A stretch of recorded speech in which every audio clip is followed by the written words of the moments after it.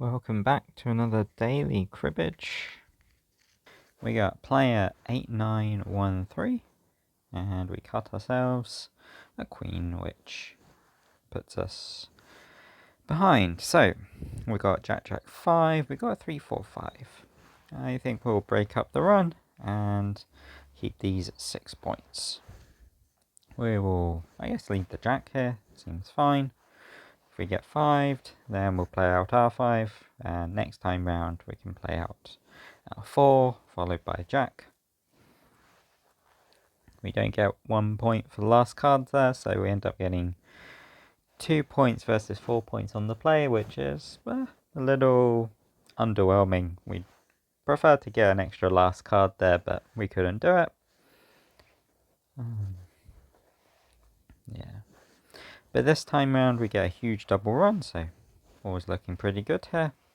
Opponent has one of the kings, but maybe let's see if we can get a pair or a run here. No, they've got king and 10 as their 10 count cards, which means that a hand is only worth 6, so we get to jump straight into the lead, and we're in a fairly good position here because we are ready to make our next milestone. We're left with a sort of tricky decision. We could throw away 2 4 or 6 6. 2 9's a bit crazy, I won't do that. But let's go 2 4. And if our opponent has a 5, we'll punish them. And that allows us to get to our milestone, since 6 points wasn't quite enough. Okay, opponent does have a nice hand there. 8 points or 9 points with the right jack. And they got a good crib because 2 4, well, it does combo quite well. We got a double run here, and we get to throw a 5 queen, so nothing too tricky. And how do we want to play this out? Let's try and keep the double ace for later. And we will... Well, I wanted to keep it for later, but I think it's a bit too hard. If we played the 3 there, then our opponent would get a lot of value out of their 4s. Which we don't really want, considering that our opponent would only be... Well, how's our opponent doing positionally? They're sort of far behind us. The scores are really favourable for us, and it would have to go really wrong for us to really lose out points here. That was, I think, a fine trade. I'm not too unhappy about our opponent getting a few points there. Our hand became very concentrated once we played out the 7, which means that we have very few ways to sort of get out of any tricky binds. What's going on here? Ace 4 queen. We'll keep that together with a 3. Throw away the 7 9. We hit some 8s. We sometimes get some longer runs. And we'll play a 3 here. Ace is also pretty fine. Let's see what our opponent has here. Nothing. We expect a lot of 5s here for 8 points, taking them to 87. And we managed to try and get back into position. There we go. So we are ready to try and hit our next milestone at 96. Which is kind of hard, because we only have 2 points in hand. I guess the best way to improve is to probably throw away 7 king. So let's do that. And we'll lead the queen.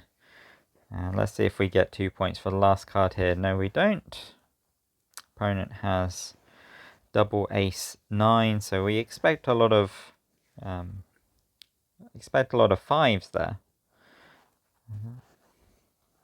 But they didn't have the 5, which is quite good for us. We do manage to get 3 points at the end of the play.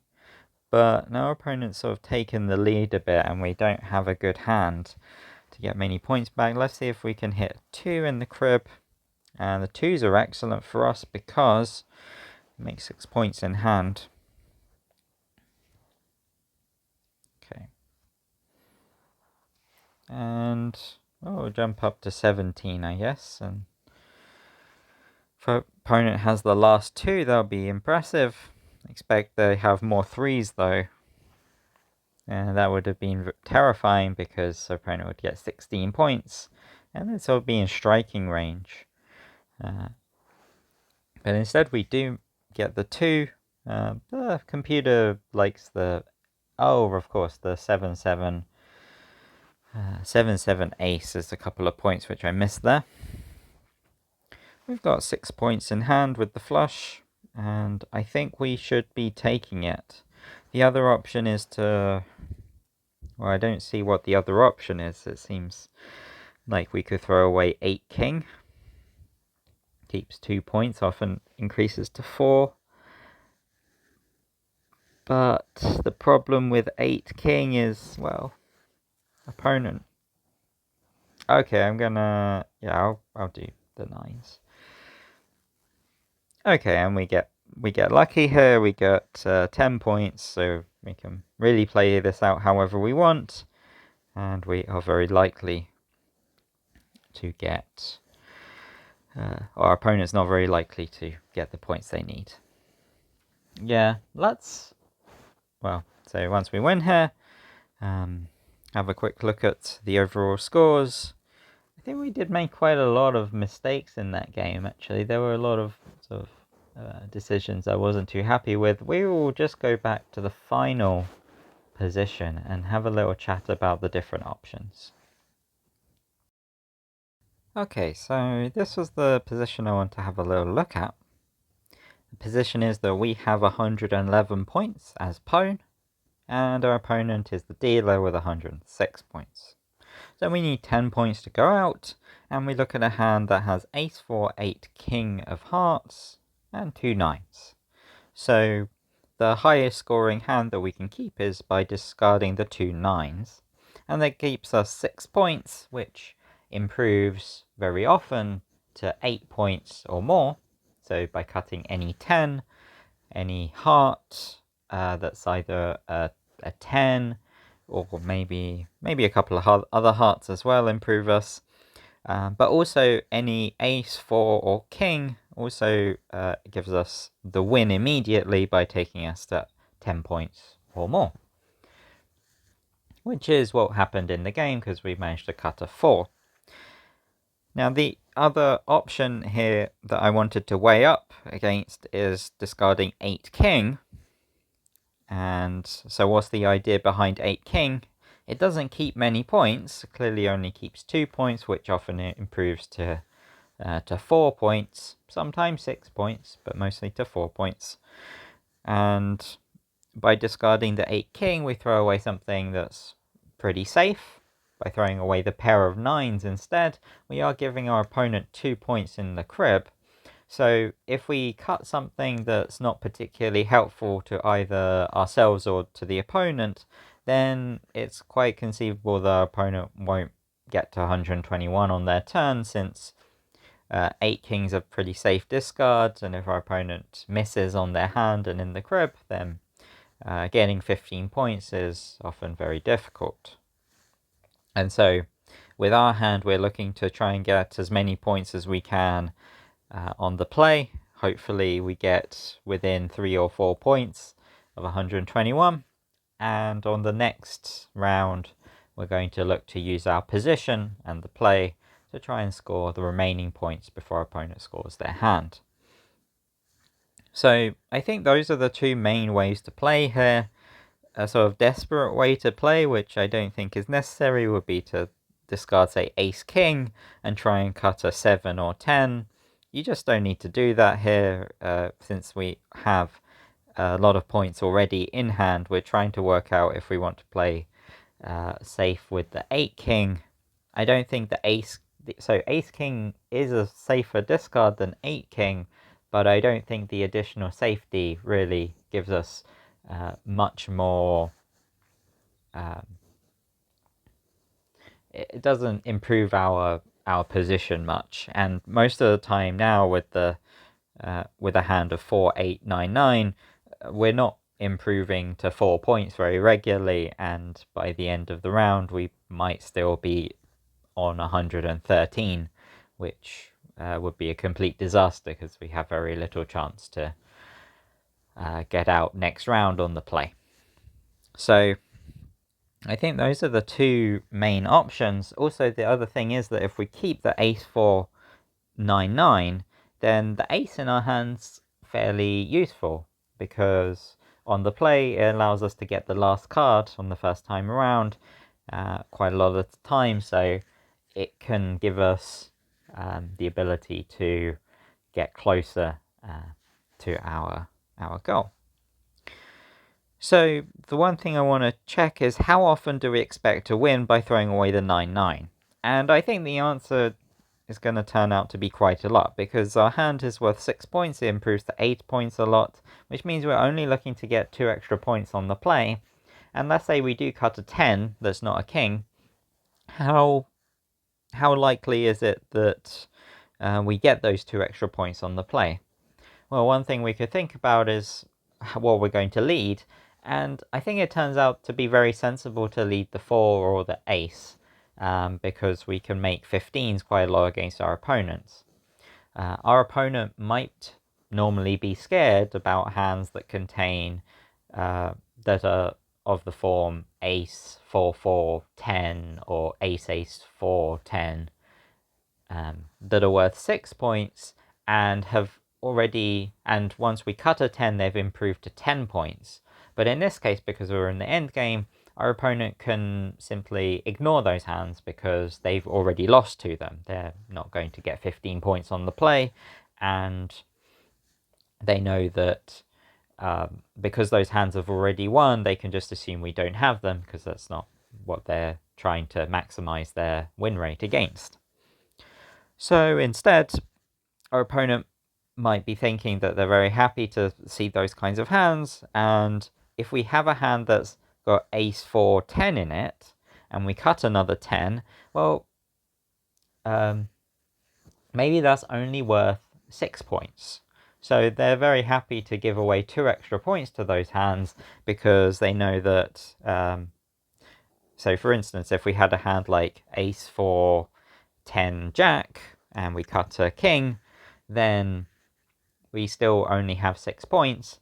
If the 10s in our hand make a run, then our opponent's a little bit more scared to play out their 10s. And if our 10s form a pair with an extra one, so for instance, if we have ace 4 10 10 with the 10s paired and we cut a different 10, then we've got 8 points.